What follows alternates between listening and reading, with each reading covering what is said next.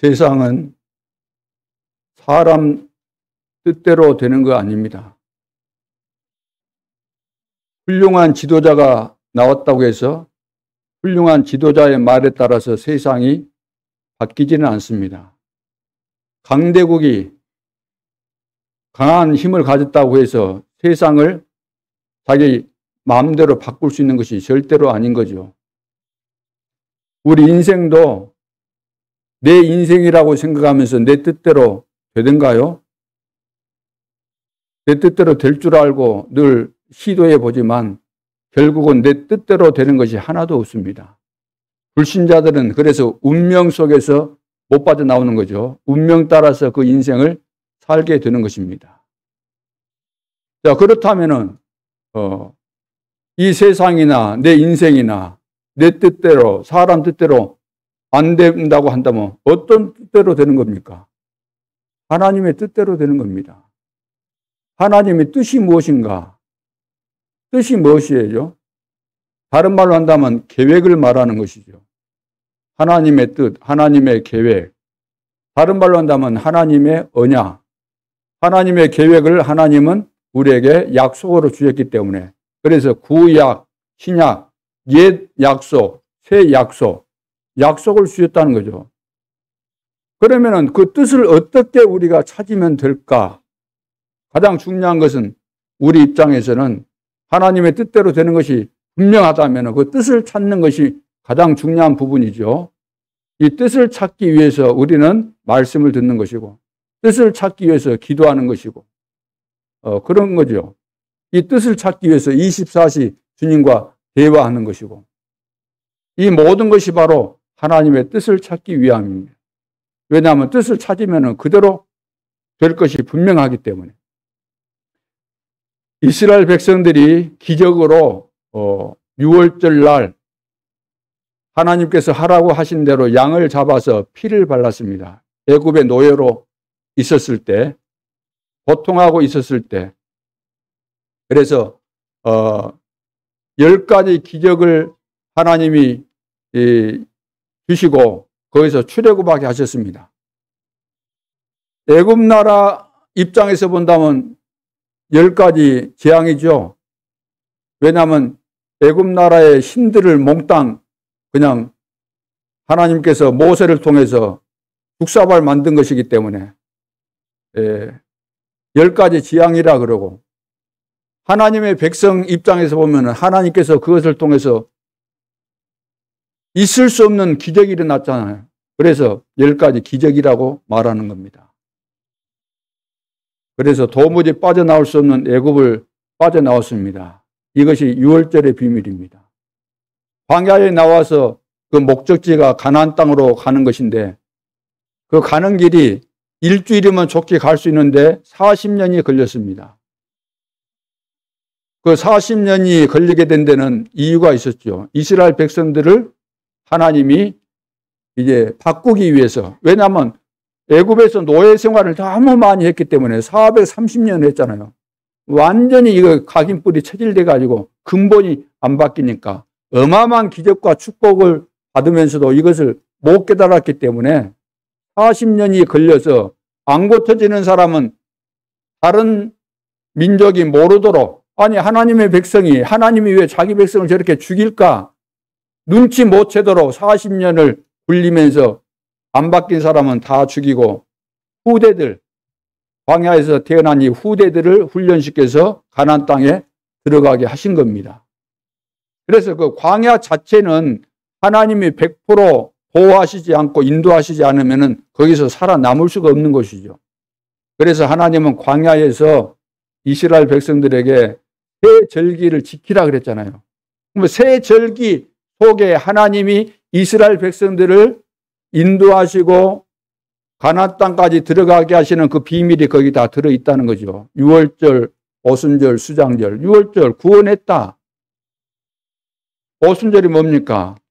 50일 만에 곡식을 거둬들였다. 그런 의미인데, 오순절날 신약으로 온다면 성령이 임하게 된 날, 성령 충만 받으니까 성령의 인도 따라 세계복음화 되어지잖아요. 오순절 광야에서 하나님께서 뭐 농사할 수도 없고, 뭐 거기는 옷을 만들어 입을 수도 없고, 신발 만들어, 뭐 이거 공장이 없잖아요. 그런데도 하나님이 헐어지지 않도록 다 이렇게 먹이시고 입히시고 다 하신 겁니다. 오순절. 그러니까 감사할 것밖에 없는 거죠. 또 성막을 지으라고 그랬잖아요. 성막, 장막, 이것이 전부 다 구원의 비밀과 관계가 있는 것입니다. 그러니까 이스라엘 백성들은 하나부터 10까지, 하나부터 100까지 감사할 것밖에 없어요. 왜? 우리 인간으로서는 이스라엘 백성들 자체로는 아무리 숫자가 많이 모여도 물 안 마시면 죽을 거 아닙니까? 밥 안 먹으면 죽을 거 아닙니까? 근데 이 모든 것을 하나님이 다 광야에서 해결해 주셨다는 거죠. 그래서 입을 벌려서 말을 해야 될 것 같으면 감사밖에 나올 것이 없는데 감사는 안 나오고 대부분의 백성들이 원망불평을 한 겁니다. 그래서 21장에 보면은 원망불평 또 하다가 불뱀을 보내가지고 불뱀에게 물린 자들 다 죽은 사건이 나오잖아요. 그리고 오늘 우리가 22장을 봤지만 23장까지 4장까지 다 봐야지 그 내용을 전체적으로 알 수 있는 그런 부분입니다. 그래서 하나님이 우리를 선택하셨고 뭘 하고 선택하셨죠? 우리에게 저주 내리려고 선택하신 거 아니고 저주 가운데 있는 우리를 뽑아내기 위해서 선택하신 거죠. 뽑아내기 위해서. 구원하시고 구원하실 뿐만 아니라 세계 복음화 할 수 있는 영적 서밋으로 세워서 참된 제자로 세워서 세계 복음화 하시기 위해서 우리를 선택해서 뽑아서 이 자리에 앉게 하신 것입니다. 이 비밀이 깨달아진다고 한다면 감사가 나오겠어요? 틈만 나면 불평 나오겠어요? 불평 나올 틈이 없지요. 원망할 틈도 없고 염려할 필요도 없고. 그런데 우리는 하나님이 우리에게 주신 축복과 실제로 지금도 함께 하시면서 인도하시는 이런 비밀을 삶 속에서 못 누리고 있다 보니까 무슨 사건만 딱 터지면 거기에 딱 잡히면서 염려가 생긴다. 그래서 모든 축복이 와 있는데도 불구하고 이걸 못 누리고 불신자와 다를 바 없이 어떤 때는 불신자보다 더 못하게 땅바닥을 기고 있고 추락하고 있고 난도질 당해가지고 강도 만난 그 사람처럼 그렇게 되어버리는 거죠. 자, 오늘 제목이 올바른 언약을 찾는 시작입니다. 내 뜻대로 안 되기 때문에 하나님의 뜻대로 됩니다. 누가 뭐라고 해도. 봐보세요. 정치인들 오락가락 왔다 갔다 하잖아요. 서로 주고받고 하잖아요. 막 서로 공격하면서 하잖아요. 그러면 금방 뒤집힐 것 같은데 또 뭘 가지고 또 하고 이러면서 뭐 옥신각신 무슨 일 터지면 또 이쪽에 또 일 또 만들어가지고 뒤집어 씌우고 막 그러다 보면 그런 거 보고 있으면 금방 어떻게 될 것 같죠? 그러나 금방 그렇게 되는 거 아닙니다. 결국은 하나님의 뜻대로 다 됩니다. 그렇다면 올바른 언약을 우리가 찾아야 되는 것이 너무나도 중요하죠. 자, 그래서 지금 하나님은 살아계시고 지금도 하나님의 계획을 이루어 가고 계십니다. 이것을 다른 말로 한다면 하나님이 계획을 이루시겠다고 약속하신 언약이기 때문에 언약의 흐름이 진행되고 있는 상황이기 때문에 우리가 언약의 흐름 속에 지금 있구나. 그 흐름의 진행이 어디쯤 가고 있는가? 언약의 흐름의 시간표가 어디쯤 와 있는가? 이런 것들을 여러분들이 이제 정리를 하고 알아야 되는 것이고 예측을 할 수 있어야 되는 거죠. 우리가 등산을 가더라도 그러잖아요. 요즘은 등산 올라가기 전에 그 보면은 코스 나와 있고 어디까지 몇 킬로다 그거 있지 않습니까? 중간에 보면 이정표 있고 그러면 어디까지 왔구나. 이제 절반 왔네. 지금 힘들지만 또 가면서 이제 얼마 안 남았구나. 다시 한번 힘내서 마지막 이제 그 완주해야 되겠다. 목표 그 정상에 도달하도록 해야 되겠다. 힘들어도. 내가 어디쯤 와 있는가를 보면서 우리가 마음도 새롭게 잡고 힘도 내고 그렇게 하지 않습니까? 마찬가지입니다. 세계 복음화, 하나님이 이루어 가시는 이 언약의 여정 속에, 흐름 속에 내가 있고, 또 내 인생도 보면은 내가 언약의 흐름 속에서 쓰임받을 전도자인데 나의 준비는 어디까지 되어 있는가, 이걸 또 봐야 되잖아요. 내가 새신자인가, 또 기존 신자인가, 내가 중직자인가, 내 신앙의 지금 단계는 어디까지 와 있는가, 이걸 내가 체크를 해야 될 거 아닙니까? 내가 점검해야 돼요. 내가 평생 신앙생활을 했어도 아직 기초를 뛰어넘지 못한 분들이 많다. 기초가 안 된 분들이 있어요. 기초가. 단계가 다 있는 겁니다. 단계가 다 있잖아요. 제자가 진짜 제자 되려면 단계가 다 있지 않습니까? 이제 초등학교 들어간 애하고 대학원 다니는 사람하고 같겠어요? 대학원 어떻게 갑니까? 단계를 밟아서 올라가야 되는 겁니다.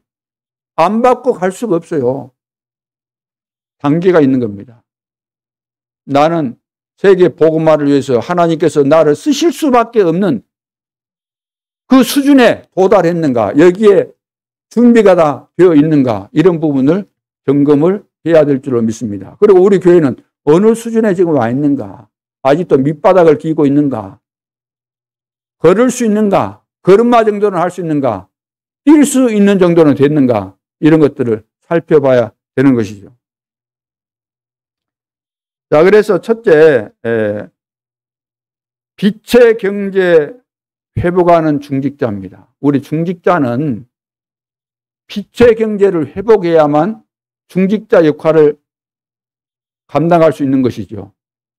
빛의 경제. 하나님은 중직자를 세웠을 때 빛의 경제를 회복해서 세계 복음화하라고 중직자를 세우신 겁니다. 그렇다면은 이거 분명한 하나님의 뜻이 맞기 때문에 빛의 경제를 회복하기 위해서 여러분들이 기도하면서 준비를 해야 될 줄로 믿습니다. 빛의 경제라는 것은 뭐죠? 복음을 위해서 사용하는 것을 보고 빛의 경제라 그럽니다. 우리 중직자들은 복음을 위해서 사용할 수 있는 빛의 경제를 받아야 돼요. 그 축복을 받아야 돼요. 하나님께로부터. 그래야만 복음을 위해서 쓸 수가 있는 겁니다. 237을 살릴 수 있고, 또 세 가지 뜰이 회복된 교회를 세워서 세계 복음화 하기 위해서는 빛의 경제가 반드시 우리 중직자에게 와야만 되기 때문에, 그래야만 재구실을 할 수 있다고 말이에요. 중직자 역할을 감당할 수 있는 거죠. 그래서 빛의 경제가 안 오면은 감당 못 하는 거예요. 어찌 되겠습니까? 내가 가정을 가졌고 자녀들을 낳는데, 요즘 자녀들이 똑똑해도 요즘 세상은 어떻습니까? 옛날에는 개천에 욕난다 그랬지만 요즘은 그런 시대가 아니잖아요. 그래서 막 일타 강사, 그거 뭐냐면은 돈 많은 집만 지금 고액 과외를 하면서 뭐 살인 문제? 무슨 문제? 킬러 문제? 거기 가야만, 그 학원에 보내야만 그것을 가르쳐 준다는 거예요. 그러니까 돈을 막 100만 원, 200만 원 들여가지고 가야만 가르쳐 주기 때문에 돈 없는 사람은 거기 못 가면은 좋은 학교 가고 싶어도 못 간다 그 말이에요. 머리 차이가 뭐 있습니까? 그러니까 그런 말이 나오는 거예요. 돈 있는 사람만 좋은 학교 가지고. 예전에는 그래 안 했잖아요. 서민이라 할지라도 머리가 있고 자기가 노력하면 얼마든지 사법고시에 합격다고 하는데 그런 거 다 없어져 버리잖아요. 시대가 바뀌다 보니까 하나님의 은혜를 알고 감사하면은 그런 일도 안 생길 텐데 늘 불만투성이다 보니까 하나님도 모르지, 짜증나지, 안 되지, 운명에게 걸려가지고 늘 힘들지, 시달리지. 그러다 보니까 늘 그냥 반대하는 그런 그 주장만 하게 되는 거예요. 사람들이 짜증나고 그러면 그러잖아요. 은혜스럽다는 것이 뭡니까? 우리가 같은 어떤 모임이 있다 그러면 누가 주장하고 그러면 그 회의 전체 이롭다 싶어서 주장했으면 좀 안 맞는 것이 있다 할지라도 좀 생각을 해보가 이거 맞겠다 좋겠다 그러면 찬성하면 좋을 거 아니에요. 아니다 그러고 그거 안 된다 그러고 늘 그러면 그것이 온전한 모임이 될 수 없는 것이고 또 교회도 마찬가지고 사회도 국가도 다 마찬가지 아닙니까? 자, 그래서 우리가 마음은 있지만 정말로 하나님께서 나를 세계 복음화를 위해서 중직자를 세웠구나. 나는 여기에 쓰임받고 싶다. 마음은 있다 할지라도 내가 실제로 빛의 경제가 안 오면 할 수가 없는 거예요. 헌금도 못하고 후대들 도울 수가 없는 거예요. 선교사님 도울 수 없는 거예요. 그렇지 않습니까? 그럼 어떻게 해야만 이 경제, 빛의 경제를 회복할 수 있는 중직자가 될 수 있을까? 항상 기도가 돼야 됩니다. 항상 기도가 돼야 돼요. 항상 기도가 돼야 돼요. 24시가 돼야 된다는 거예요. 무엇에 대해서? 내 자신에 대해서. 아, 내가 영적인 힘이 없구나. 다 축복 받아놓고도 영적인 힘이 없고 영적 서밋이 안 되다 보니까 다 대동 걸리고 다 안 되구나. 나를 위해서 24시 기도해야 될 거 아닙니까? 이 가문의 저주. 내 인생을 망치는 이 가문의 저주는 결박을 받고 떠나갈지어다. 깨어서 기도하면서 나를 위해서 24시, 교회를 위해서 24시, 나에게 주신 업 있잖아요. 직업, 산업, 직장. 나에게 주신 달란트 따라서 내가 경제 생활을 해야 되니까 돈 벌어야 되지 않습니까? 이것이 돼야 되기 때문에. 그래서 24시 기도가 돼야 되는 24시가. 내가 예를 들어 직장에서 실력이 없어가지고 위에서부터 다 싫어하고 언제 잘라낼까 이런 생각을 하고 있는 것을 눈치챌 거 아닙니까? 사장이 싫어하고 직원들도 맡겨준 일 제대로 감당 못하면 싫어할 거 아닙니까? 눈치 주고. 그러기 전에 깨달아야 되겠지만 그런 기미가 보이면 정신 차리고 내가 뭘 못해서 이렇게 됐는가 살피고 안 된 부분에 대해서 죽는 동 사는 동 그걸 뚫어야 될 거 아닙니까? 되어지도록. 그것이 안 된다는 그것이 기본이. 여러분 기도가 안 되면 다 안 되는 겁니다. 아무리 날고 뛰고 기어도 기도 안 되면 안 되는 거예요. 기도가 안 되면은. 기도 그러니까 앞에 나와서 대표 기도하는 것이 기도인 줄 아는데 그것은 그냥 하는 거예요. 성도들하고 같이 모여서 예배 드리니까 하는 것이고 그 기도를 말하는 거 아닙니다. 그것은 아무나 시키면 할 수 있는 거예요. 그 기도 말고 하나님과 소통이 되고 하나님의 계획을 내가 찾게 되고 내 사정을 하나님께 아뢰고 하나님의 시간표 속에서 내가 실제로 응답을 받는 이런 기도의 비밀이 분명히 있어야 되는 거죠. 그래서 초대교회는 어떻게 그 어려운 상황에서 훌륭한 사람들이 모인 것도 아니잖아요. 가난한 사람들이 많이 모였고 사회적으로 볼 때 뭐 특별하게 높은 관직이나 그런 데 있었던 사람들이 누가 있습니까? 바울 같은 사람 외에는 없었잖아요. 거의 다. 그런데도 어떻게 세계복음만 했을까? 이 사람들은 복음의 비밀, 영적인 세계를 알았기 때문에 기도의 비밀을 안 거예요. 기도의 비밀. 기도가 모든 겁니다. 그래서 이 바울 팀을 보더라도 로마서 16장의 제자들 봐보세요. 그 사람들이 그 시대에 세계복음화를 위해서 쓰임받았던 그 배경은 복음을 아는 것은 기본이고 가장 중요한 기도의 비밀을 누린 사람들이잖아요. 그러니까 전도자 사도 바울을 위해서 기도하고 전도자 바울은 또 그 중직자들을 위해서 기도하고 우리 교회가 세계복음 하려면 저도 여러분도 같이 24시 서로를 위해서 기도해야 되는 거죠. 이해되셨습니까?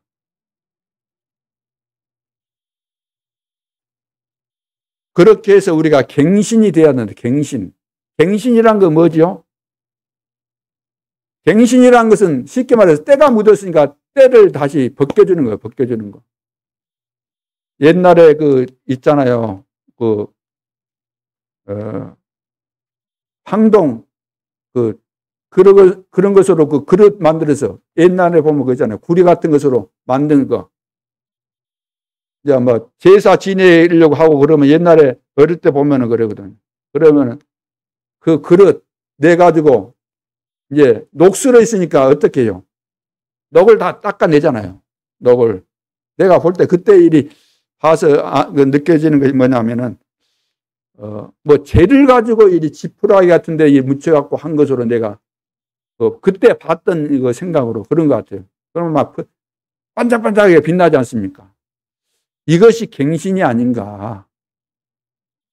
우리는 하나님께로부터 받은 축복이 많은데 이것이 이 세상에 살다 보니까 막 이것저것 막 때가 묻어가지고 사람 말, 이런 말, 이런 듣고 이러다 보니까 어마어마한 축복을 다 놓치고 있다는 거죠. 그러면 그것을 갱신해야 돼요. 새롭게 다시 그 본질을 찾아내야 돼요. 회복시켜야 돼요. 이것은 변하는 거하고 다릅니다. 변질되는 거하고 다른 거예요. 변질돼 버리면 안 되잖아요. 예를 들어서 녹이 철 같은 건 녹이 슬어가지고 이제 부식이 돼버리면 이제 그건 안 되는 거 아닙니까? 녹 슬어가지고 바스락바스락 돼버리면은 안 된다. 그 속에까지 녹이 들어가지고 그것을 그 본질 자체를 부식시킬 정도가 돼버리면 안 된다는 이야기. 자, 그래서, 자, 이렇게 갱신돼야 되는데 사람들이 안 바뀐다는 거예요. 바뀌면 될 텐데. 하나님 앞에서 바뀌면 될 텐데. 하나님 앞에 서면 바뀌게 돼 있는데. 하나님 앞에 안 서기 때문에 안 바뀌는 거예요. 늘 사람 앞에 서니까 머리 쓰잖아요. 사람 앞에 늘 서니까 인본주의 쓰잖아요. 안 바뀌어요. 하나님 앞에 딱 서버리면은 알게 되고 하나님 바꿔주시는데 이것이 잘 안 되는 거죠. 자, 그래서 하나님이 원하시는 것을 제대로 붙잡고 딱 기도하면은 하나님이 빛의 경제를 회복해 주실 줄을 믿습니다. 자, 이렇게 되어질 때 우리 중직자 자신이 살고 가정도 살고 교회도 살고 후대가 살고 237 나라가 살고 그것이 원리입니다. 이것이 축복의 그 과정이에요. 진행 과정이에요. 이것 되어지면 나머지는 다 따라온다. 너희는 먼저 그의 나라와 그의 의를 구하라. 그러면 이 모든 것을 너희에게 더해 주시리라. 이거 회복돼야 될 줄로 믿습니다. 중직자는 그래서 하나님이 나에게 은혜를 주셨고 직분을 주셨지 않습니까? 바울을 사도로 세우신 건 하나님이 그렇게 하신 겁니다. 그럼 중직자는 누가 한 거죠? 중직자는 누가 세웠습니까? 또 어떤 분은 또 너무나 똑똑하셔 갖고 목사님이 세웠지 않습니까? 노예 목사님들이 와가지고 뭐 안수하고 그래서 세웠지 않습니까? 그렇게 말하신 분들 있을 수 있습니다. 왜냐하면 그분은 영적인 비밀을 전혀 아직도 모르고 있기 때문에. 근데 중직자는 하나님이 세우신 거예요. 사도, 교사 다 세웠다 그랬잖아요. 중직자, 목사, 교사 다 하나님이 세우신 겁니다. 자, 그래서 빛의 경제를 회복하는 우리 중직자 될 수 있기를 주님의 이름으로 축원합니다. 두 번째는 반대편을 보는 렘넌트. 렘넌트는 반대편을 볼 줄 알아야 된다는 거죠. 근데 렘넌트뿐만 아니라 모든 사람들이 반대편을 볼 수 있는 사람은 극히 드뭅니다. 반대편 못 보고 늘 내 발등에 불 떨어진 그것만 보지 반대편 절대로 못 보고 있지 않습니까? 그래서 내 앞에 있는 것만 보는데 그것이 뭐냐면 앞에 있는 것만 볼 수밖에 없는 것이 뭐냐?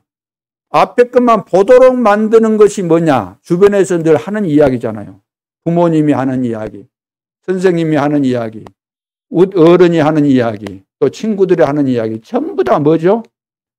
다른 것을 이야기한다는 다른 것. 우리 부모가 지금 렘넌트에게 본인 나름대로 내 자식이 이렇게 했으면 성공하겠다라는 나름대로 어떤 성공 기준이 있을 거 아닙니까? 그걸 가지고 계속해서 이야기하는데 그 애들은 지금 시대가 바뀌었다니까요. 안 맞아요. 여러분 생각에는 다 잘했으면 좋겠죠. 애들이 공부 잘하고. 그러죠? 내 말 그냥 고지고대로 잘 듣고 100% 아멘하고 절대 순종하고 절대 복종하고 눈만 일이 해도 딱 움직이고 말 한마디 하면 금방 움직이고 로봇 같이. 그랬으면 얼마나 좋겠습니까? 말썽 안 부리고. 그것을 기대하는데 그렇게 따른다고 한다면 그 인간 아니죠. 그런 자녀들이 어떻게 이 시대에 살아남겠습니까? 막바로 세상 나가면 무너져 버리죠. 세상이 지금 어떤 세상인데. 그래 내 기준에 맞추려고 하니까 내 말을 계속해서 하는 것인데 그 다른 말이에요. 다른 것을 계속 심는 거예요. 하나님은 237 세계화를 위해서 렘넌트를 준비하셨고 하나님은 눈에 보이는 거 아니라 눈에 안 보이는 멀리 거 다 준비하셨는데 그런 것을 보도록 만들어줘야 렘넌트에게 보도록. 이제 안 보고 지금 나타나는 이것만 가지고 막 추궁하고 그러다 보니까 렘넌트가 앞으로 되어질 언약에 대해서 이해가 되어지고 눈이 열리고 믿어지고 미래를 내다보면서 하나님이 준비하신 거기에 맞도록 내가 준비를 해야 되는데 그것이 보여지질 않으니까 뭘 준비해야 될지 모르는 거예요. 뭐가 옳은 것인지 잘못된 것인지도 모르고. 반대편을 보라 이 말은 아니 또 목사님 무슨 반대편 또 그거 뭡니까? 이건 뭐냐면 원래 것을 보라. 본래 것. 원래 것 근본적인 것을 보라는 겁니다. 하나님께서 준비하신 것, 하나님께서 계획하신 것 그것을 보도록 하라는 거예요. 이스라엘 백성들이 노예가 되어 있었는데 왜 노예가 되게 했겠습니까? 왜 또 그리 가도록 했을까요? 요셉을 왜 애굽으로 보냈고 모세를 또 거기서 태어나게 또 하시고 그랬을까요? 다 이유가 있는 겁니다. 그 뒤에 일이 있어요. 뒤에 일 때문에. 이스라엘을 해방시키기 위해서. 초대교회 때 길이 막혔다. 스데반의 환란을 인하여 흩어진 자들이 왜 환란 때문에 흩어지게 했을까? 그 뒤에 흩어질 수밖에는 하나님의 계획이 있는 거죠. 그것을 볼 수 있어야 된다는 거죠. 그래서 하나님은 렘넌트의 미래, 오늘 저와 여러분의 미래, 앞으로 이 세상이 종말이 오는 그날까지 되어질 일들에 대해서 완벽하게 다 준비해 놓으셨습니다. 하나님의 계획을 따라 준비되어 있는데 이것을 우리가 보고 갈 수 있도록 렘넌트에게 이 눈을 늘 열어줘야 될 줄로 믿습니다. 세 번째는 나의 전도가 있어야 되겠죠. 전도자는 나의 전도가 있어야 되는데 이것을 완성해야 돼요. 나의 전도를 완성하는 전도자가 되어야 되겠습니다.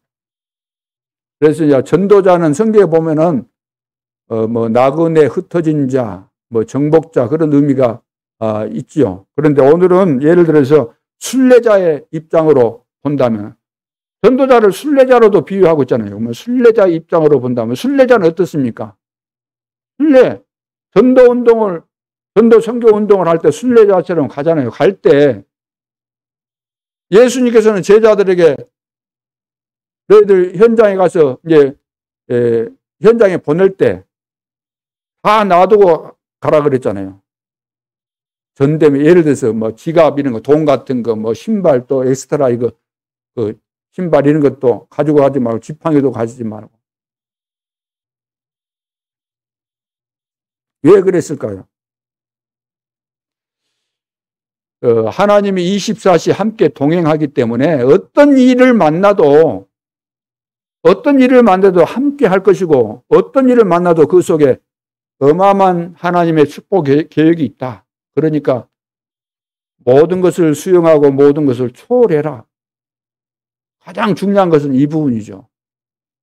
우리는 전도자가 맞다고 한다면 하나님 24시 나와 함께하는 거 분명하지 않습니까? 분명하죠?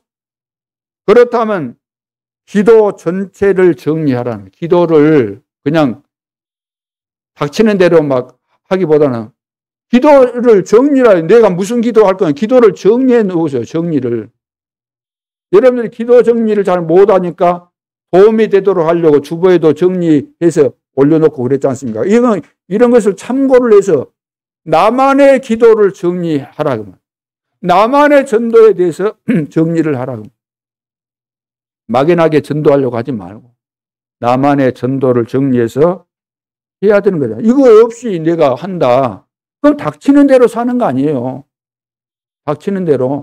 애들 학교에 보냈을 때도 시간표가 있는 것인데 시간표도 모르고 무시해버리고 우리 자녀가 닥치는 대로 학교 간다. 그렇게 학교를 보내니까 부모로서 깨어있는 부모라고 한다면 우리 자녀들이 학교 갈 때 야, 내 뭐 시간표 그거 볼 거 없어. 그냥 갔다 와. 대강하고 와. 싸움하고 싶으면 싸움도 하고 별짓 하고 와. 그렇게 보내겠습니까?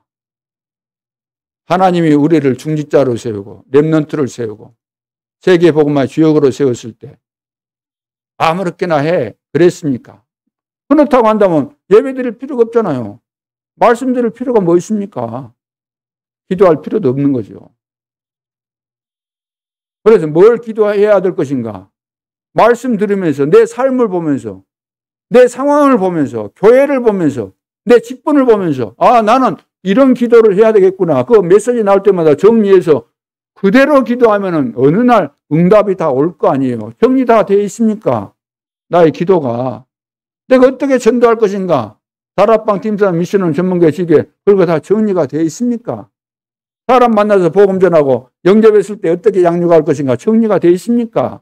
내가 다락방 몇 개나 하고 있습니까? 그거 없다는 거예요. 그거에. 그 준비가 그릇이 준비 안 되는데 하나님이 어디다가 축복을 부어주시겠습니까? 그러면서 언제 어디서나 우리가 찾아야 될 것입니다. 언제 어디서나 어떤 일을 만나도 찾아야 될 거 뭐죠? 답입니다. 답이 분명히 있어요. 어디서? 하나님의 말씀으로. 그리고 갱신해야 됩니다. 갱신. 그리고 모든 것을 기회로 삼아야 됩니다. 그리고 전도자들은 특별히 내가 누구인가 정체성 분명히 해야 돼요. 정체성. 갈라디아서 이번 달에 우리가 갈라디아서 렘넌트에게 갈라디아서 이제 공부하게 되는데 갈라디아 1장 1절에 봐보세요. 사도 바울이 자기가 사도가 된 것은 하나님의 은혜로 됐다. 사람이 세운 거 아니다. 사람으로부터 온 거 아니다. 하나님으로부터 내가 왔다. 내가 구원받은 거, 내가 사도가 된 거, 사람이 나를 이렇게 세운 것이 아니고 하나님께서 하신 것이다. 정체성, 이정표가 있어야 되죠. 정체성이 분명해야 돼. 이정표가 있어야 되죠. 우리가 목표를 향해서 갈 때 중간중간 이정표가 있어야 되잖아요. 그래서 사도행전 이제 13장 그 이전에 보면은 그 사도 바울은 아라비아로 가죠. 아라비아. 거기 가서 혼자 기도한 겁니다. 사람 찾아간 거, 사도들 찾아간 거 아니고 부모한테 가서 의논한 거 아니고 앞으로 내가 사도로서 이 일을 어떻게 감당할 것인가. 사람 찾아간 거 아니다 그래서 아라비아로 가서 아라비아. 그리고 이제 안독교에서 선교팀을 파송해서 갈 때 뭐 했습니까? 사도행 13장 1절로 4절. 금식까지 하면서 기도했는데 성령 충만을 받게 되고 성령의 인도를 받게 되잖아요. 어느 장소로 가라, 누구랑 가라, 무슨 일을 해라. 딱 가르쳐 주잖아요. 성령이 가르쳐 주시잖아요. 그 이정표가 있어야 돼요. 이정표가. 이정표 없이 우리가 움직이니까 안 되는 거죠. 또 아시아로 세계복음화가 진행되고 있는데 길이 막혔어요. 그때 뭐였죠? 길이 막혔으면 어디로 가야 돼요? 이정표가 있어야 되는데 이정표가 없잖아요. 그래서 기도한 겁니다. 그래서 환상을 통해서 보여줬어요. 마게도냐로 가라. 그 이정표.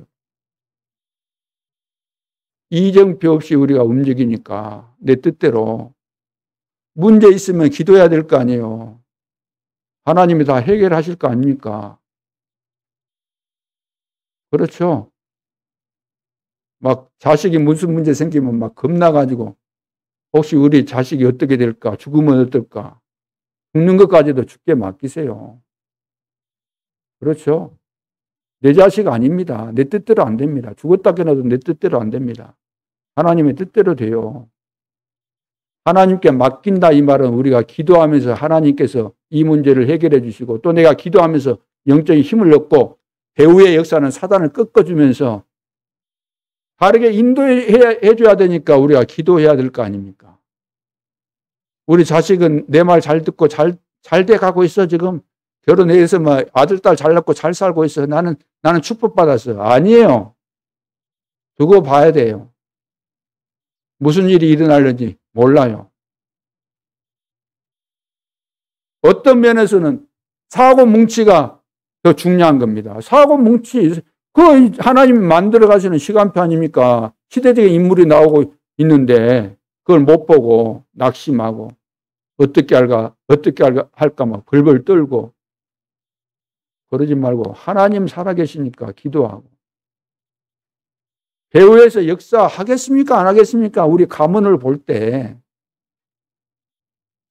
그걸 사단이 다 알거든요. 아, 이렇게 하니까 먹혀 들어가네. 그러면 이제 그 간을 봐갖고 사단이 확실하게 그거 하거든요. 절대로 속지 않아야 되겠습니다. 우리의 목표는 뭐죠? 우리의 목표는 이제 로마 아닙니까? 로마도 보아야 하리라. 로마 가기 전에 이정표 19장 1절 7절 초대교회 마가다라방에 있었던 성령 충만을 받고 그 이정표 따라서 로마도 보아야 되겠다. 근데 흐름에 우리가 중심에 있어야 된다는 겁니다. 흐름의 중심에. 자, 오늘 이제 우리가 지금 코로나 시대가 이제 끝난 것 같지만 앞으로 뭐 이런 시대가 계속해서 올 것입니다. 근데 이번에 우리가 교훈 삼은 것이 뭘까요? 코로나 시기 때. 자, 실패의 문이 되기도 하고 성공의 문이 되기도 했잖아요. 그래서 어려움이 올 때 대부분 사람들이 무너집니다. 대부분 사람이. 어려움 오면은. 근데 참 성공자는 어려움 올 때 제대로 응답받습니다. 이해되십니까? 봐보세요. 참 응답받는 사람은 남들 어렵다고 해가지고 다 안 되는 그때 응답받거든요. 사람들이 착각을 하는 것이 있습니다. 뭘 착각을 할까? 첫째는 너무나 미래 걱정을 많이 합니다. 미래 걱정. 그러나 구원받은 하나님의 자녀들은 미래 걱정이 필요합니까? 미래 걱정할 필요가 없습니다. 근데 너무나 미래 걱정을 많이 하죠. 어느 마을에 큰 부잣집이 있었습니다. 그런데 그 주인이 도둑이 들면은 안 되니까 집을 쉽게 말해서 아무나 못 들어오도록 설계해갖고 지어놓은 거예요. 그래갖고 어느 날 밖에 나갔었는데 애들만 남아있는데 불이 났어, 불이 났는데 마을 사람들이 와서 불을 끄려고 하니까 집에 들어갈 수가 없어요. 얼마나 완벽하게 만들어 놨는지 미래 걱정이 돼가지고 다 못 그러고 다 타져 죽었다는 겁니다. 또 뭔 착각을 하냐? 미래 걱정할 것 없다. 오늘만 잘 살면 된다. 죽으면 끝나는 것이다. 이렇게 착각하는 사람이 많이 있어요. 에이, 될 대로 되라. 죽으면 끝나는 거 아니냐? 뭔 내세가 있고 그러냐? 그래서 될 대로 되라는 거죠. 이런 사람이 이제 그 도로에서 차도인데도 불구하고 그냥 막 크로스 지나가는 거예요. 차도인데도 쳐다보지도 않고 그냥 알아서 해라. 너희들이 뭐 차로 받아서 나 죽이려면 죽이고 그냥 살고 싶은 생각도 없고 에라 모르겠다 그냥. 그런 사람들이 있습니다. 그런데 생각해 보세요. 죽으면 끝나면 얼마나 좋아요. 그렇게 사는 것도 좋을 것 같아요. 저도 과거에 그렇게 살았거든요. 그런 줄 알고. 착각이었죠, 완전히. 근데 죽으면 끝나는 것이 아닙니다. 심판이 있다 그랬어요. 영원한 천국과 지옥이 있다 그랬습니다. 절대로 그런 착각에 사로잡히면 안 되고 그런 소리 들으면 안 되는 거죠. 세 번째 착각이 뭐냐? 어떻게 하든지 내가 싸워 이기면 되는 거 아니냐. 그래서 막 싸워 이기려고 경쟁해서 이기려고 막 이를 악물고 하는, 그래서 되는 것 같지만 그래서 될 일이 아니잖아요. 이게 바로 착각입니다. 오늘 방금 제가 말한 착각 세 가지가 본문에 나와 있습니다. 이스라엘 민족은 저주받을 민족일까요, 아닐까요? 이스라엘 민족은 저주받을 민족이 아니고 하나님의 축복을 받을 민족입니다. 그런데 이스라엘이 모압 땅으로 지나가게 된 것입니다. 모압 땅으로 지나가게 됐는데 모압 땅의 왕이 발락이에요. 발락 왕이 이스라엘 백성들이 지나간다니까, 그리고 소문 들으니까 어마어마하게 애굽에서 나왔거든요. 막 홍해도 건넜다는 게 소문이 다 퍼졌어요. 세계화가 됐어요. 지나간다니까. 그러면은 잘 지나가도록 이렇게 했으면 좋았을 텐데,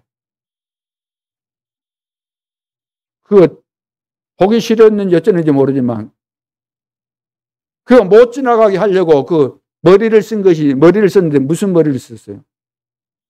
발람이라는 선지자를 불러다가 이스라엘 백성들을 저주하라고. 저주 좀 해주라. 그래서 저주 받도록.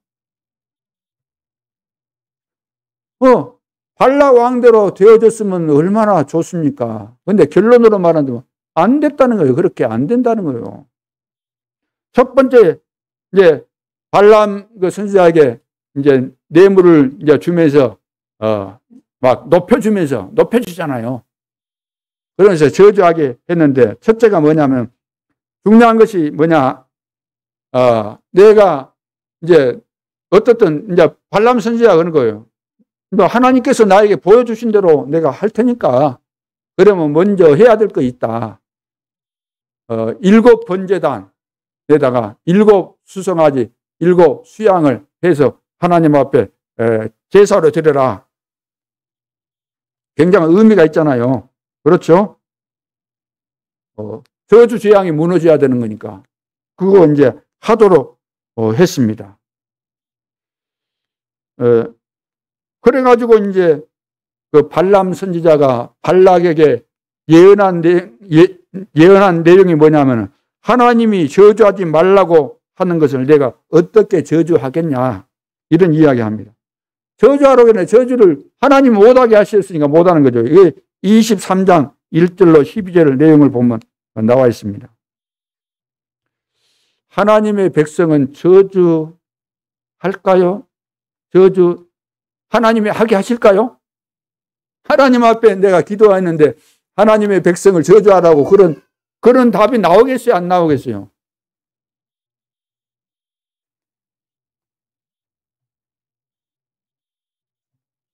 두 번째, 그러면 어떻게 저주할 수 있느냐? 그랬더니 이 발락이라는 왕이 선지자 데리고 두 번째 옮겨간 데가 어디냐면은 장소를 옮깁니다. 비스가산이란 곳에 데리고 간 거죠. 거기서 저주하라고 하니까 뭐라고 했냐면은, 하나님은 변하시는 분이 아니시다. 하나님은 인간이 아니시고 거짓말도 안 하시고 후회도 안 하시는 그 하나님이신데, 변하지 아니하시는 하나님이시다. 나는 하나님의 축복을 하라고 명령을 받았다. 나는 하나님의 축복을 받으라고 나는 그것을 명령받은 것이다. 그러면서 무슨 말했냐면은, 이 점수를 말하죠. 사술이나 여러 가지 복술로 막을 수 없다. 도리어 하나님의 백성들을 축복하신 거예요. 발락이 그렇게 뇌물을 쓰면서 저주하라고 해도 실제로 저주하려고 보니까 저주가 안 되는 거예요. 하나님이 역사하시니까.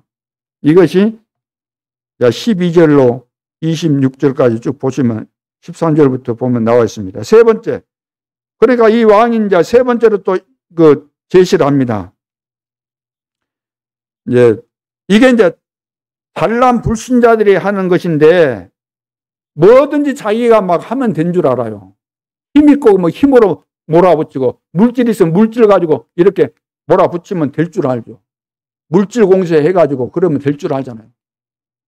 오늘날은 이것이 뭐 세상이 개판이 돼가지고 돈 가지고 다 표를 사네요. 돈 가지고. 그러니까 정치인들이 막 그런데 표를 얻기 위해서 돈을 쓴다는 거예요. 불법적으로 돈을. 그러니까 제도가 만들어지는 거예요. 돈 쓰지 말아라. 그래도 소용없어요. 증거를 안 남겨요. 증거 없으려고 그러니까 증거 있다 그러면 비대면서 이제 증거 다 없애버리고 그러잖아요. 지금. 세상 사람들이 하는 방식입니다. 이것이. 뭐든지 밀고 나가면 된다는 이런 생각이에요. 무조건 막 거짓말하고 밀어붙이고 그러면 거짓말에 탄로나면 아니면 아니고 이래버려요. 아니면 아니고 그래요. 거짓말 해놓고 안 먹히고 탄로나면 아니면 아니고 뭐 이런다니까. 박 잡아먹고 오리발 내미는 것이 요즘 세상이. 그래서 이제 부월산이라는 데로 이제 데리고 갔습니다. 자, 거기서 또 이제 저주하라고 했는데 이 발람 선지자가 저주가 안 되는 겁니다. 저주하려고 해도. 그때 한 말이 무슨 말이냐면은 하나님께서는 이스라엘 민족을 애굽에서 인도하여 내셨고 하나님이 이들을 인도하여 가실 것이다. 하나님이 애굽에서 인도하셨고 인도에 가실 것이다. 어찌 이것을 내가 막을 수 있냐. 하나님이 이렇게 하시는데 이것이 24장 1절로 9절에 나와 있는 내용입니다. 마지막 네 번째 또 이제 요청을 하죠. 한 번 더 이제 저주를 하라는 거야. 한 번 더. 네 번째입니다. 야, 네 아무리 그래도 그렇지. 그동안 뇌물을 그리 받고도 어떻게 저주를 안 하고 이대로 끝내려고 하냐. 그 말이에요, 지금. 그만큼 받아먹었으면 되지. 그러니까 죄종이 이렇게 뇌물을 받아먹고 그러면 되겠습니까? 그러죠.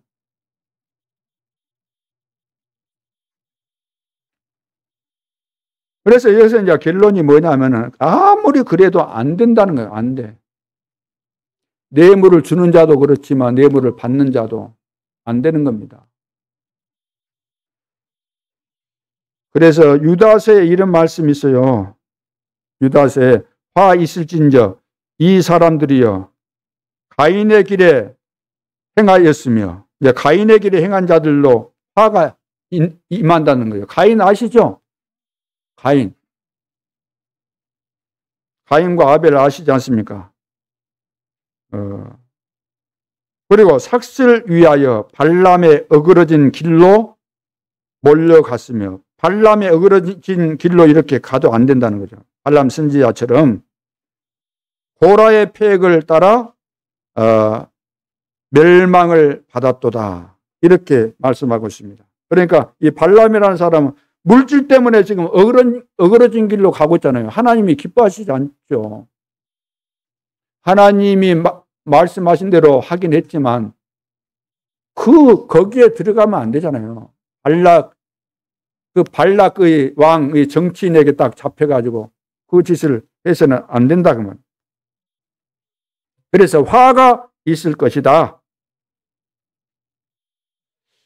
여러분들은 누가 저주할 때 그 저주가 통해요, 안 통해요? 여러분 사극 보면은 막 저주한 거 많이 나오잖아요. 뭐 그 인형 같은 거 만들어 놓고 막 쿡쿡 쑤시고, 예? 그거 통해 안 통해요? 통해요. 통하니까 그거 하에 그 귀신 역사니까.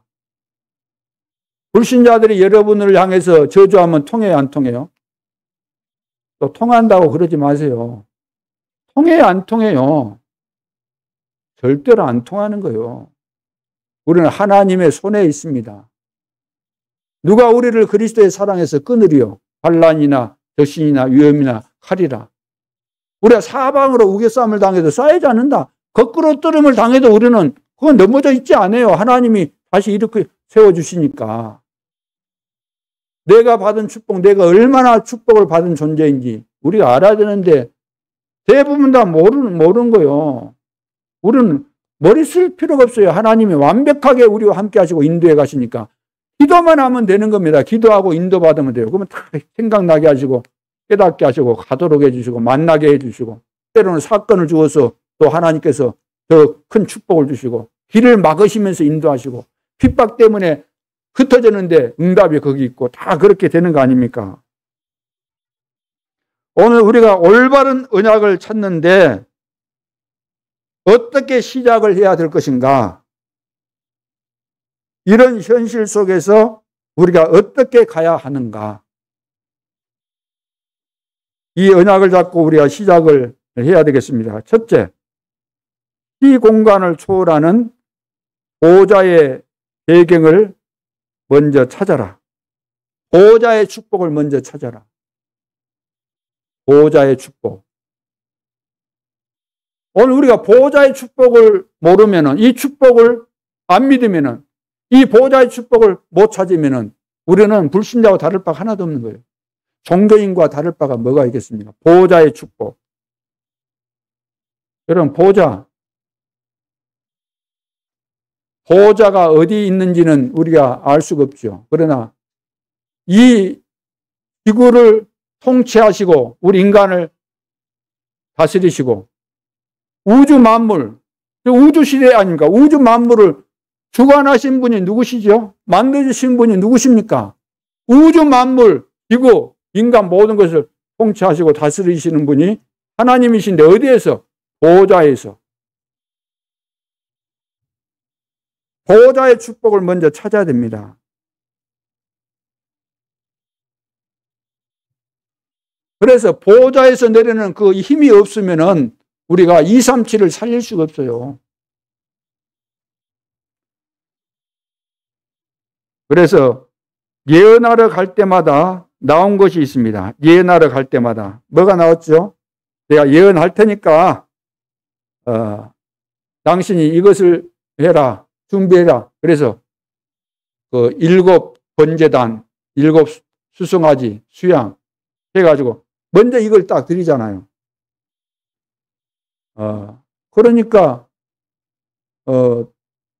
보호자의 비밀, 그리스도의 비밀, 창세기 3장 15절, 창세기 6장 14절, 출애굽기 3장 18절, 이사야 7장 14절, 이 그리스도의 비밀, 이 비밀은 보호자와 관계되어 있는 거예요. 보호자와. 그렇죠.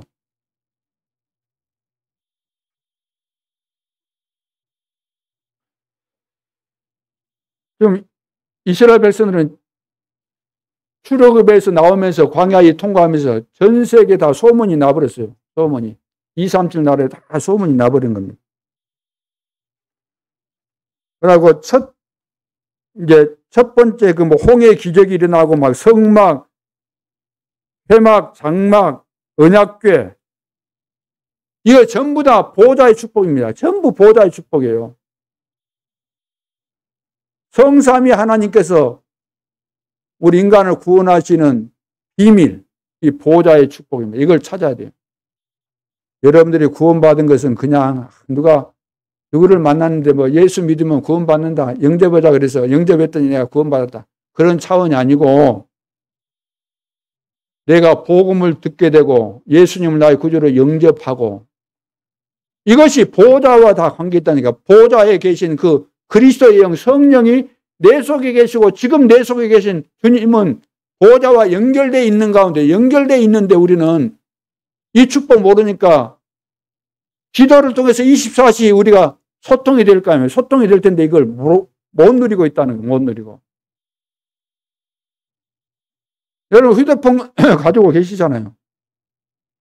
휴대폰은 지금 세계와 소통은 되고 있습니까? 안 되고 있습니까?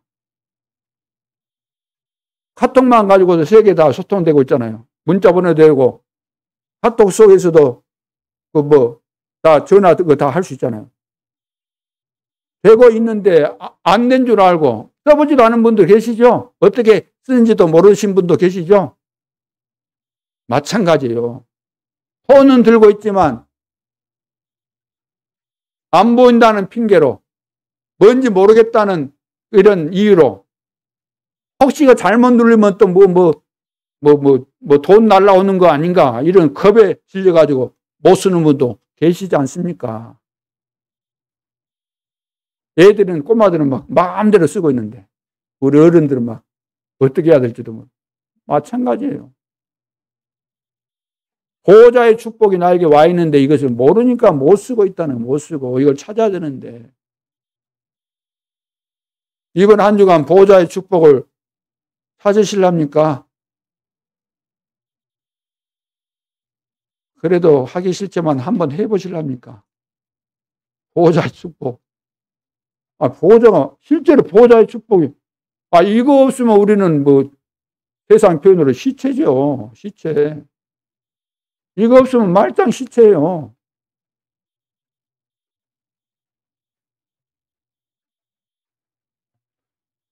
시공간 초월하는 보호자의 축복을 찾으라는 겁니다. 무한대의 축복이 있는 이 보호자의 축복, 393의 축복 계속해서 말씀하시잖아요. 보호자의 축복. 이것을 사단이 모르게 만들고 못 누리도록 하는 겁니다. 보호자의 축복. 이 비밀을 알면 모든 것이 다 정리가 되고 연결이 되고 다 되게 돼 있는 거예요. 그래서 237과 연결되려면은 이 보호자의 축복이 임해야만 237로 가게 돼 있잖아요. 성령 충만 받아야만 땅 끝까지 내 증인이 될 것이다. 이 보호자의 축복이 안 오는데, 영적인 힘이 나에게 안 오는데, 영적 서밋이 안 돼 있는데 어떻게 237로 갈 수 있겠습니까? 보호자의 축복이 나에게 임하고 이것이 24시가 되어진다고 한다면 여러분 삶이 달라지게 되어 있습니다.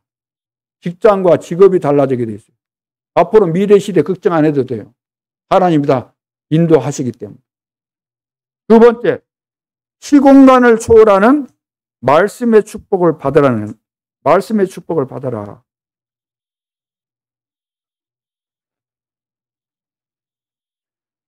자, 오늘 본문에 하나님은 여러분을 보고 복을 받은 자니라, 복을 받은 자니라. 여러분들은 택한 백성이잖아요. 우리는 복을 받은 사람들이에요. 이스라엘 백성들은 선택받았고 복을 받은 사람들이에요. 너희는 복이다. 그전 성경에는 복의 근원이다. 너희가 바로 복이다. 우리는 복을 받은 거, 우리는.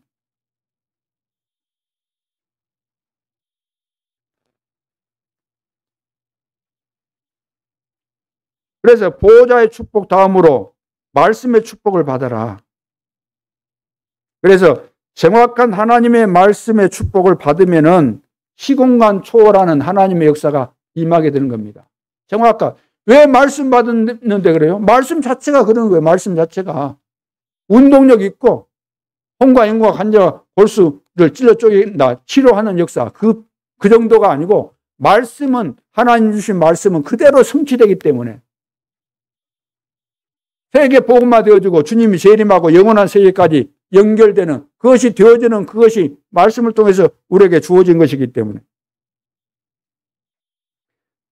그러니까 시공간 초월의 역사가 일어날 수밖에 없죠. 말씀 따라가는데 말씀을 하나님 주셨고 말씀대로 이루어 가시는데 내가 그 흐름 속에 있다. 그 기적이죠, 기적. 그 현장 속에 그 흐름 속에 있다는 게. 다른 데 가 있으면 안 돼요.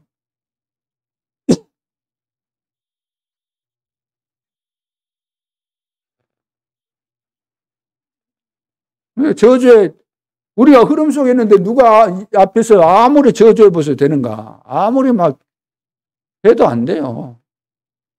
누가 하나님의 이 사랑에서 우리를 끊겠습니까? 절대로 안 되게 되어 있는 겁니다.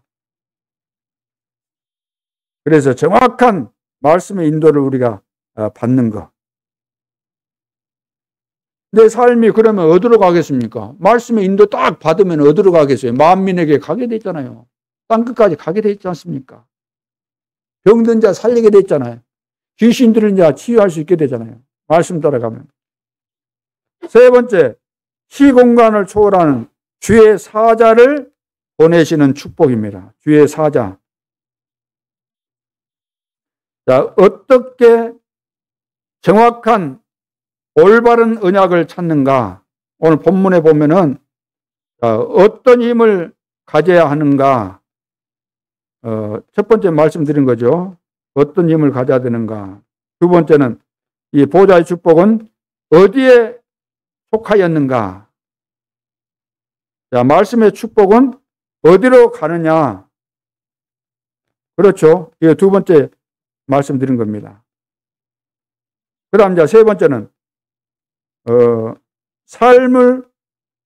세 번째는 삶을 얘기하는 것인데, 무엇을 보느냐. 우리가 봐야 되냐, 영적 세계를 봐야 되지 않습니까? 영적 세계, 영적 사실을 봐야 됩니다. 영적 사실을 봐야만, 사단이 이렇게 힘이 있구나. 어마어마한 전략을 가지고 있구나. 이걸 봐야만 우리가, 나에게 필요한 것이 영적인 힘이기 때문에 사단을 꺾을 수 있는 성령 충만을 말씀하셨구나. 영적인 힘. 그러면 이제 서밋이 되잖아요. 서밋의 축복을 누리게 되잖아요.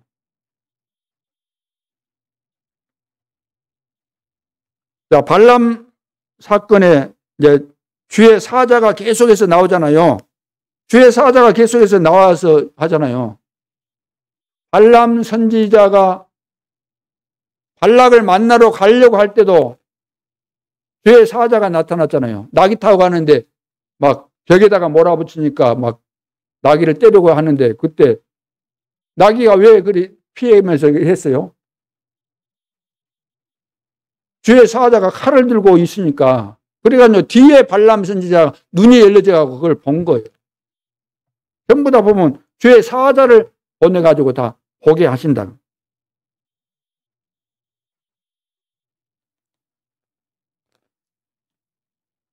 그래서 많은 사건 속에, 모든 사건 속에 모세가 움직일 때 모세 앞에서 뒤에서 전부 다 주의 사자를 보내서 하나님이 이렇게 역사하시지 않습니까? 그러죠? 그리고 가장 응답 많이 받았던 다윗이 시편 103편 20절에서 22절에 하신 말씀 여러분 잘 아시지 않습니까? 하나님의 뜻을 이루는 뭐라 그랬어요? 하나님의 뜻을 이루는 천군이다 그래요. 천군. 여호와의 임재하시는 곳에 있는 너희여. 천군 천사를 말하죠. 능력이 있어 말씀을 이루는 너희 천사여.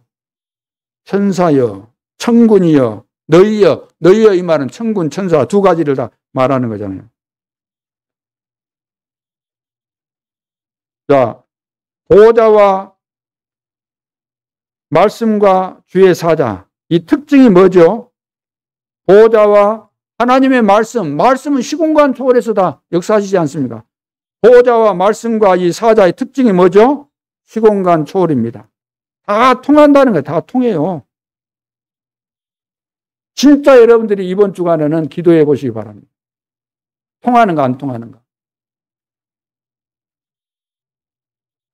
앞으로 중요한 일이 너무나 많이 남아있고 우리는 신앙생활을 열심히 하자 바르게 살아라 착하게 살아라 율법 지켜라 그게 아니에요. 그건 아무것도 아니에요.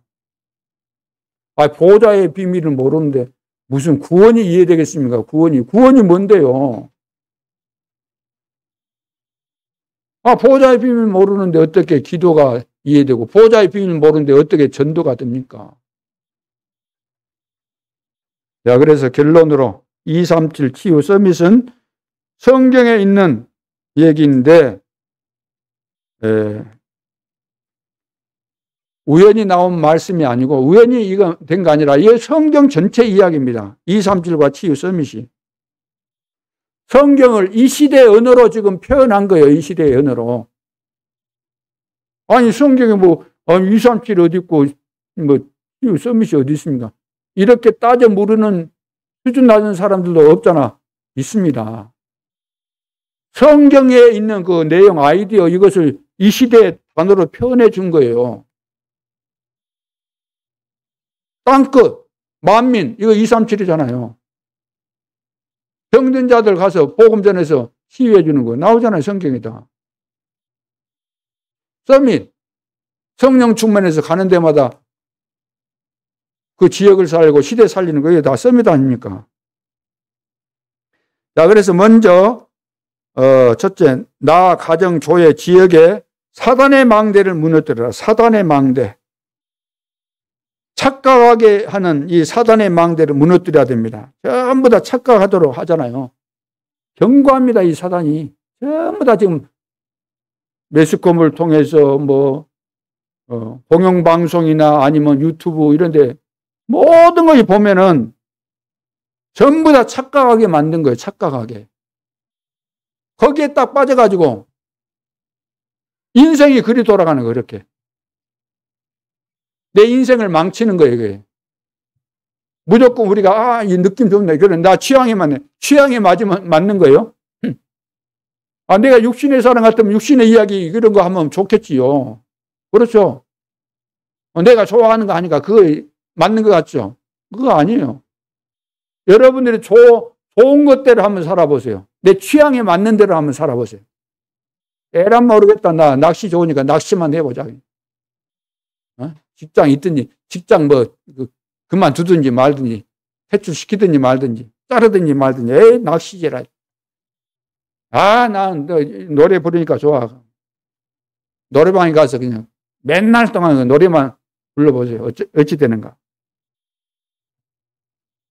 전부 다 착각하는 거예요, 지금.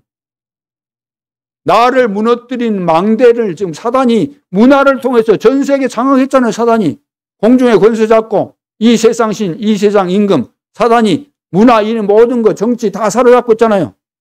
공중에 권세를 가지고, 종교를 가지고, 문화를 가지고, 예술이라는 이런 것을 가지고, 세상 지식을 가지고 계속해서 우리를 속이고 있잖아요. 착각하도록. 착각에 빠지니까 하나님의 말씀이 안 들려오는 거예요. 안 믿어지고. 그 망대를 무너뜨려라. 우리 애가 이대로 이렇게 가면 절대로 안 될 텐데 큰일 났는데 어쩌지? 그러지 말고 하나님 앞에 기도하세요. 하나님이 해결하십니다. 두 번째는 모든 곳에 하나님의 망대를 세워라. 하나님의 망대를 세워라. 어떻게 망대를 세워요? 전 지역의 교회와 전 지역의 교회와 이거 다락방입니다. 전 지역의 치유해야 되잖아요. 팀사회. 모든 집을 보좌화해라. 미션업. 모든 직장을 성전화해라. 전문교회. 모든 황금어장을 목회화해라. 이걸 지교회입니다. 하나님의 역사가 아니면 안 되기 때문에 전 지역의 모든 곳에 빛이 비치는 플랫폼이 되어지고 망대가 되어져서 지속적으로 빛을 비추고 안테나처럼 소통이 될 수 있는 이런 시스템을 세워라. 망대를 세워라. 세 번째, 237을 실제 구성하는 전도자가 되라는 겁니다. 237을 실제로 구성하는 전도자. 그래서 그림을 먼저 그래요. 그림을 나는 한 나라 237 나라 중에 나는 한 나라 정도는 내가 마음 담고 기도하고 살리도록 해야 되겠구나. 한 뜰, 세 개 뜰 회복해야 되는데 그 세 개 뜰 중에 내가 한 뜰 정도는 감당하도록 해봐야 되겠구나. 렘넌트를 위해서 시스템을 내가 렘넌트를 살릴 시스템을 갖춰야 되겠구나. 이런 부분에 대해서는 내가 렘넌트를 도와줄 수 있겠다. 그런 시스템을 만들어보라. 그리고 실제 망대를 여러분들이 이제 만들어야 되는 거잖아요. 사람이 모을 수밖에 없고 내가 지속적으로 빛을 비출 수밖에 없는 그런 망대, 소통이 될 수 있는 이런 실제 시스템을 만들어라. 어디에다가? 현장에서. 여러분 가정도 좋고 직장도 좋고 현장에다가 만들어 봐라. 이게 다른 말로 한다면 이제 다락방, 팀사회, 미션은 전문교회, 지교회 그걸 말하는 거죠. 그리고 세 번째는 교회 안에 나의 망대를 세우라. 교회 안에다가 1천 망대를 다윗은 세웠다고 하는데 우리는 몇 개 망대를 세울 수 있을까? 나는 몇 개나 세워놨을까? 오늘 점검해 봐야 되죠. 교회 안에 내가 정말로 성도를 돕고 우리 후대를 키우는데 교회 안에 왔을 때 어떤 망대가 있는가? 우리 교사들은 교사 그 망대잖아요. 그러면 그것을 잘하기 위해서는 우리 렘넌트를 위해서 기도하고 교회에 나올 때만 하는 것이 아니고 평일날은 집에 한 번 정도는 부르고 이렇게 해서 렘넌트를 위해서 기도하고 렘넌트를 도와주고 이것이 되어져야 되는 거 아닙니까? 내가 교사로서 중직자로서 교회 안에 내가 세워야 될 망대 하나가 없고 현장에 내가 세워서 빛을 비추고 사람을 살릴 수 있는 소통하는 안테나 역할을 감당하는 망대 하나가 없다.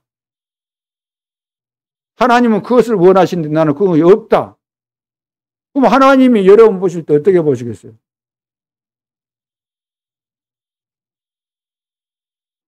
생각해 보세요.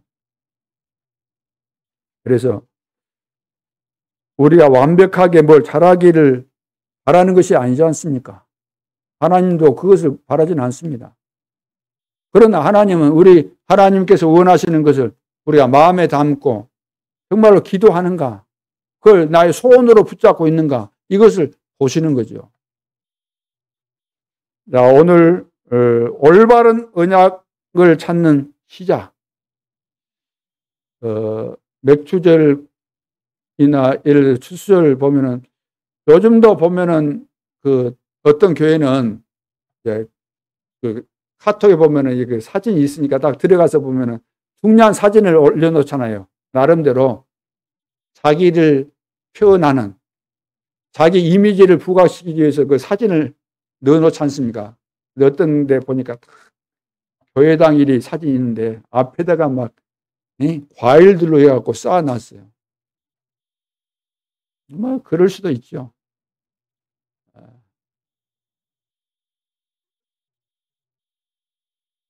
근데 우리가 이제 그 새 절기 이야기하면 그런 것 많이 생각하거든요.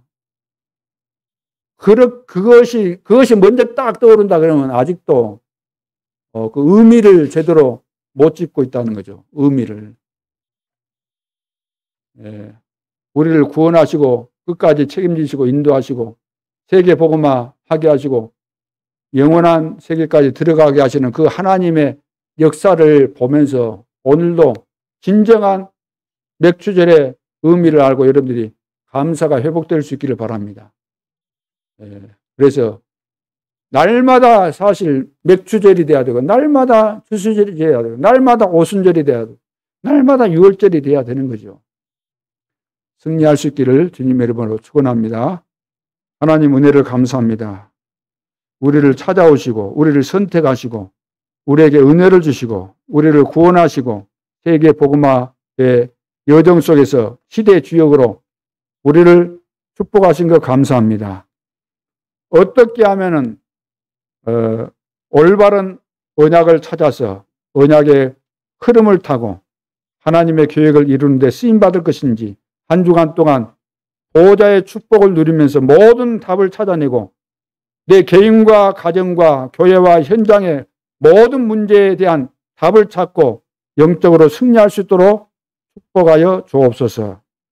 지금도 살아계신 주 예수 그리스도의 이름으로 기도하옵나이다. 아멘.